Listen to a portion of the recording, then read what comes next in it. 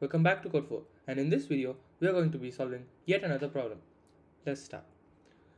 Find if string x is present in string y. So to give you an example, the word hello contains the word hell. So we gotta find if hell is present in hello when these both are given, where x is hello and y is hell. Let's start. So we'll declare x as an empty string for now. X equals just 2 quotes.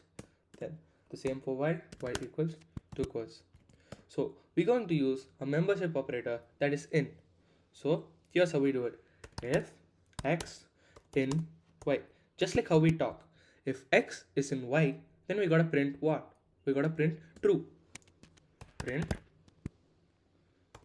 true. Else, if x is not present in y, we gotta print false. Else, colon, print false. So what this program does is checks if x is present in y. If it is there, it prints true, else it prints false. So we'll give an example and we'll test it out. We'll go with the same example. Hell and hello inside. So if hell is in hello, it will print true, else it will print false. So this program should print true. And as you can see, it prints true. We'll try with another example. So we'll go code 4 and subscribe. As you can see, code 4 is clearly not in subscribe, but so this time it has to print false.